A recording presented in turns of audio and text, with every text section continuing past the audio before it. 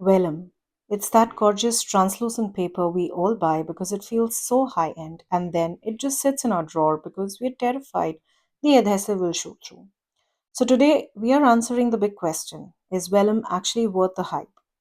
Well, I'll be sharing three simple but impactful ways to use the translucent papers to take your cards from flat to professional, including my favorite tricks for hiding that pesky glue.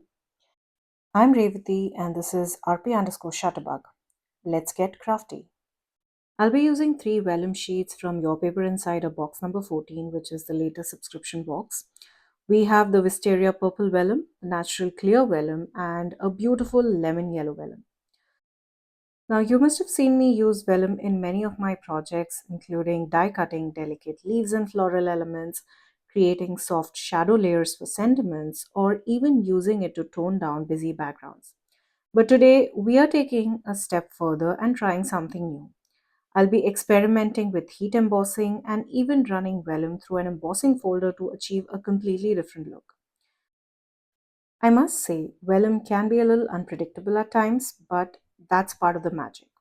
I love how versatile and expressive it turned out to be across all the three cards that we create today. Let's get started with card number one and, well, technique number one, which is simple die cutting.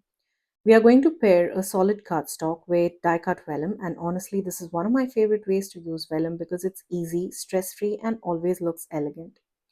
For this first project, I'm using the Windswept Leaves die by Simon Stamp, and I'm pairing this with the absolutely gorgeous Wisteria Purple Vellum. I mean, just look at that color. It's soft and subtle, and it adds interest without overpowering the design. The die cutting of vellum is just like die cutting any solid cardstock. I simply created my sandwich and ran it through my die cutting machine, and we are left with these absolutely gorgeous and delicate, airy leaves that are perfect for layering on your card front. Off camera, I also went ahead and die cut the same exact set of leaves from plain white cardstock. I love doing this because it gives me more flexibility when I start arranging everything together. My plan is to create a loose, flowing leaf cluster starting from the top of the card panel and cascading downwards. By layering the white leaves together with the vellum leaves, we'll be creating that beautiful fullness and depth while keeping the overall look very clean and simple. This is also a great way to let your vellum shine without worrying too much about adhesive showing through, since we'll be hiding most of the glue behind the cardstock layers. Since I was already working with the Wisteria Purple Vellum, I decided to keep things soft and cohesive and go with a lighter shade of lavender cardstock from my stash for my card base. It complements the vellum beautifully without competing with it. I'll be honest, this part took a bit of trial and error. I played around quite a bit, moving the leaves around and testing different layouts until the cascading arrangement felt just right. Once I was happy with it, I decided to focus mainly on the larger leaves and using both the white cardstock leaf and the vellum ones to really anchor the design. I did sneak in one of the smaller vellum leaves for a little extra interest, and as far as the rest of the die cuts go, I'll be saving those for maybe decorating the inside of the card or even use them on my envelope.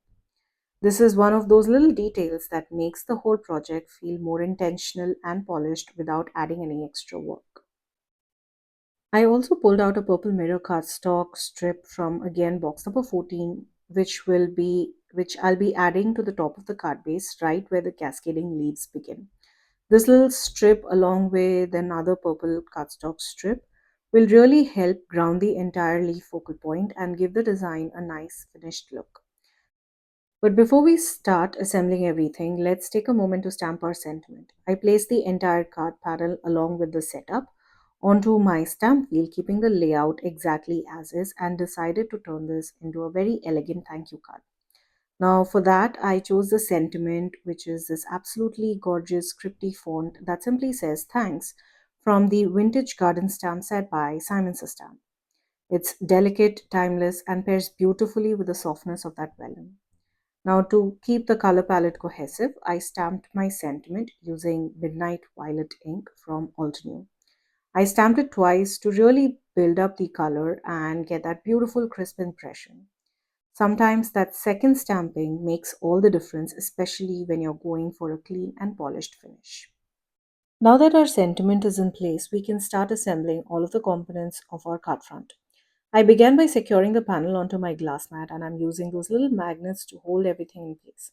This honestly is my favorite way to keep things from shifting while we are working on our card front. One of the easiest ways I found to perfectly align strips every single time is to line the cardstock with the grid lines on the glass mat and holding the panel down with a magnet, and then I bring in my T-square roller.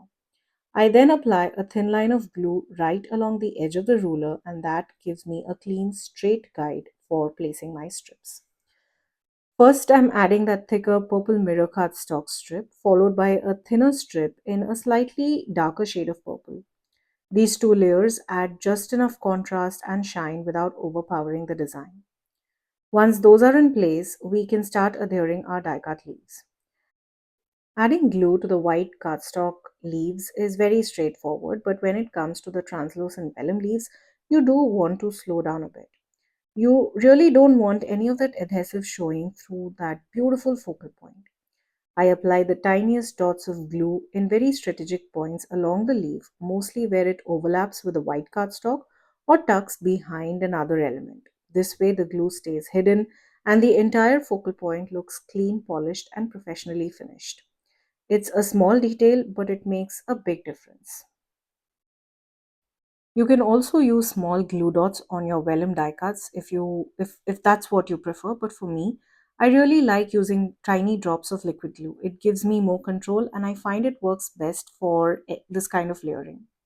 Now that everything is assembled on our card front, we can go ahead and mount this panel onto our card base. I used foam tape to pop it up slightly, which adds just a bit of dimension and helps separate the layers nicely.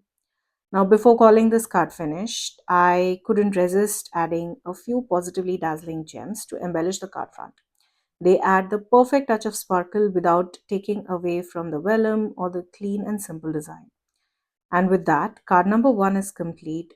It is super soft, elegant, and a beautiful way to let your vellum shine. Now, we'll move on to technique number two, which is heat embossing on vellum. And this was actually my very first time trying this technique, and I have to say I'm so happy with how this turned out.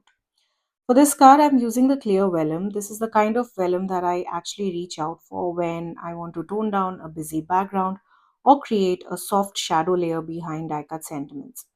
But heat embossing on vellum, that just sounded so much fun, and I had to give it a try.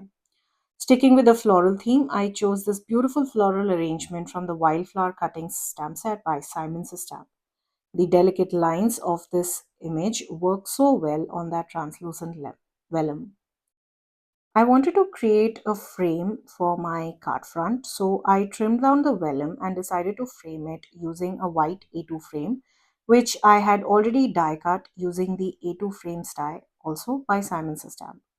I love how a simple white frame really helps define the vellum and gives it a clean, polished look. Using my scissors, I cut a vellum panel that felt just right for that floral image, big enough to let the design breathe, but still soft and airy. This technique feels so super elegant, a little unexpected, and honestly, way less intimidating than I thought it would be. I placed the vellum panel into my stamp wheel along with the white frame so that I could get the placement of both the floral image and the sentiment exactly where I wanted them on the vellum. Now, this frame itself is large enough to hold any of those floral images from the stamp set, and honestly, I think just about every one of them would look absolutely stunning framed this way. It's a really simple setup, but taking a moment to test the placement makes a big difference, especially when you're working on vellum and want everything to feel balanced and intentional. Keeping the soft floral image and the translucent vellum background in mind, I decided to turn this into a get well soon card. For that, I stamped the sentiment "I hope you're feeling better" from the Wildflower Cutting stamp set. To make sure everything is perfectly aligned, I used my grid transparency sheet to position the sentiment, checking that it would sit nicely and fit beautifully within the white frame. Now, just like I would do with any other heat embossing project, I first ran my anti-static powder tool over the vellum panel before stamping. Now, since I had planned to use white embossing powder, I stamped both the floral image and the sentiment using white pigment ink. Now, once the stamping was done, I sprinkled the white embossing powder over the images and melted it with my heat gun. Now, vellum is a much thinner sheet than your regular cardstock. So, this is one of those moments where you want to slow down a bit and be extra mindful, especially with a full image like this floral arrangement. I made sure not to keep the heat gun focused on one spot for too long. Instead, I kept it moving across the panel, which really helps minimize any kind of warping. Taking your time here makes all the difference, and the end result is so soft, elegant, and worth the extra effort. If you notice your vellum panel has warped, don't worry, just let the embossing powder cool down completely and then place the panel under something heavy, like a pile of books or cutting plates. I do the same thing with regular cardstock that warps after heat embossing, and it works like a charm. Take a closer look at this absolutely gorgeous heat embossed image. Isn't it stunning? The white embossing really pops and it looks so delicate and elegant at the same time. Now, thinking about the colors for the card base, on our first project, I paired white with soft purple and lavender. So, for this card, I wanted a bit more contrast. So, I went with a darker shade of purple for the base. It pairs beautifully with that white frame and the white embossed image on our clear vellum, giving the whole card a really polished and cohesive look. To add a little more depth and really make the vellum piece stand out, I decided to stack my frames. I cut the same frame 3 times from white cardstock and layered them together to give that extra dimension and structure to our card front. Once the stack was ready, I carefully layered it onto our embossed vellum using tiny drops of liquid glue. You want to be really gentle here, just small amounts in strategic spots, because we don't want any of that glue oozing out from this delicate frame and spoiling the look of our vellum framed piece. Now, don't worry about the edges of the vellum here right now. We will trim everything off later in the video so it looks perfectly clean. For the moment, I'm holding the vellum and the stacked frame in place with those trusty heavy magnets while we move on to working on our card background. This keeps everything perfectly aligned and makes the next step so much more easier. To add a little texture to my purple background, I decided to stamp the same floral image that's on our vellum frame, but just on the diagonally opposite corners of the panel. I used a lighter shade of purple for this, basically tone on tone stamping. The idea here isn't to make the flowers stand out, but just to give the background a subtle pop of texture. This way, the background feels interesting and layered, but it doesn't compete with our main focal point, which is that beautiful embossed vellum frame. It's all about letting the delicate image really shine while keeping the card elegant and cohesive. Next, I trimmed off the excess vellum that was sticking out from the frame using my scissors. And just like that, we have our beautiful, delicate framed piece ready to be layered onto our stamped background. But before I adhere this to the panel, I decided to add some of that same positively dazzling gems directly onto the vellum first. I know adding sequences or gems usually comes at the very end, but I'm doing it ahead of time here. Why? Because these little accents give me perfect spots to hide my glue, making it much easier to keep the vellum look clean and polished while I attach it to our card. It's a simple trick that makes the assembly process so much more smoother and adds just the right touch of sparkle to our card front. Now that our gems are in place, it's time to add liquid glue to the frame. I am also focusing on the tiny spots behind the gems. This way the glue stays hidden and we don't see any sticky marks on the vellum. Once those spots are glued, we can carefully position the framed vellum piece onto our stamped background. Doing it this way ensures that a frame fits snugly and securely while keeping the delicate look of the embossed image intact. This is a small step, but it makes a huge difference in how polished the finished card looks. I will hold everything in place using those magnets again and make sure that everything is dry before I adhere this entire card front onto my card base. Here's a closer look at our beautiful card panel. I just love how the white embossing powder pops against the clear vellum. It really makes the floral image stand out. The white frame complements that embossing perfectly, giving the piece a really polished and finished look. And don't forget to notice that lightly stamped floral images on the background. They add just the right amount of texture without ever overpowering our framed centerpiece, keeping the focus where it belongs. I then went ahead and mounted this panel onto a top folding card base using some foam tape for that extra dimension. And I absolutely love how this card turned out. The sparkle on that is really stunning. It's all those little layered details that really take a clean and simple card to the next level. And now we're on to card number three, which I have to admit felt a little intimidating at first. For this one, we are working with an embossing folder and our lemon yellow vellum. I actually used this vellum sheet in my previous project where I die cut it to create little leaf arrangements behind a floral deco piece. But this time we are doing something completely different. We are pairing the translucent lemon yellow vellum with one of my absolute favorite 3D embossing folders called Blossom Swag. I just love the texture and the intricate detail this folder creates. Usually, when I emboss regular cardstock, I like to lightly mist it first, but I decided not to mist the vellum this time. I ran the sandwich through my die cutting machine, and when I pulled it out, I did notice some tears and cracking on the surface. At first, I wasn't sure how I felt about those imperfections, but I decided to go with the flow, and I'm so glad I did. Those little tears actually give the piece a beautiful vintagey look, adding to the character and charm of our finished card.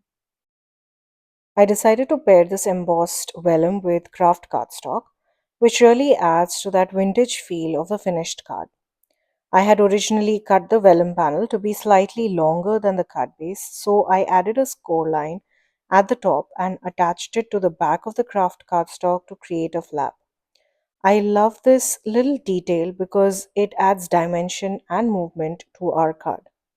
I have to admit, this technique felt really unplanned while I was making it, but I decided to trust the process and go with the flow, and honestly, I'm so pleasantly surprised by how it turned out.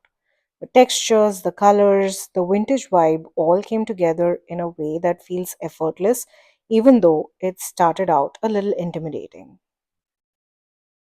At this stage, I really wasn't sure how to continue. I kept wondering, should I add a sentiment strip or maybe a die cut sentiment? I was still figuring out what direction to take this design. Then I had an idea, why not combine some of the techniques from the previous cards and bring them into this one? Just like we added the floral images on the purple background panel in card number 2, I decided to stamp the same floral image here on the craft cardstock as well. I used latte ink, which is the lightest brown in my stash, for a soft, subtle effect. I stamped the floral image on diagonally opposite corners, giving the background just enough interest while keeping the focus on the embossed vellum flap. It's a simple detail, but I love how it ties the card together and adds texture and dimension without overwhelming the design. Now, for the sentiment on our main vellum flap, instead of going with the sentiment strip, I decided to stamp directly onto the vellum. I chose a sentiment that says, thinking of you today and always, and added a little butterfly in the open space, nestled perfectly between the beautiful embossed details of the vellum. Just like we did on card number 2, I heat embossed both the sentiment and the butterfly, but this time I used gold embossing powder. And wow, this is really where the vintage vibe of the card came to life. With the craft cardstock in the background, the delicate embossed texture from the folder, the gold embossed sentiment, and even the little tear on that embossed vellum flap, the card comes together with a look that's vintage, rustic, and yet elegant all in one. This is one of those cards that feels like it found its own style as I worked, and I couldn't be happier with the way it turned out. Here's a closer look at that gold embossing on the lemon yellow vellum. Isn't it absolutely stunning? Honestly, the camera doesn't even do justice to it. In person, that shine and shimmer really catches the light and looks gorgeous. To finish things off, I added a few positively dazzling gems on either side of the sentiment, and then I layered the entire assembly onto a white top folding card base. And just like that, we can call this card done. This card is such a beautiful, vintage, rustic, and elegant vibe, and I love how all the techniques we explored in the previous cards came together in a completely new way here. This is definitely one of those designs I'll need to keep experimenting with, especially figuring out the perfect sandwich for my die cutting machine when working with vellum. If you've ever used vellum with 3D embossing folder, I'd love to hear from you. Drop a comment below and let me know what you do differently to prevent the cracking or tearing. I'm always looking for tips and it's so fun to learn from you all. So here are the three cards that we created today. We explored die cutting with vellum to create beautiful focal points, which is a technique I quite often use. We tried heat embossing on delicate translucent sheets, giving those absolutely stunning details, and even ran vellum through 3D embossing folders for some extra texture and dimension, a technique that I definitely will be experimenting a lot more. I'd love to hear from you which technique was your favorite. Drop your thoughts in the comments below. I can't wait to read them all. I also wanted to take this moment to share some of my previous vellum projects with you guys. You can use vellum in so many fun and creative ways, in backgrounds to add a soft layered look behind a framed piece, or as die cuts to fill a beautiful wreath. It works beautifully as a base for your focal point, or even used to tone down a busy background like the stenciled background here. Now, one of my favorite tricks to using vellum is to use it as a belly band on your card front. Not only does it soften that busy background, but it also gives a perfect place to add your sentiment, turning your sentiment into the main focal point of the card.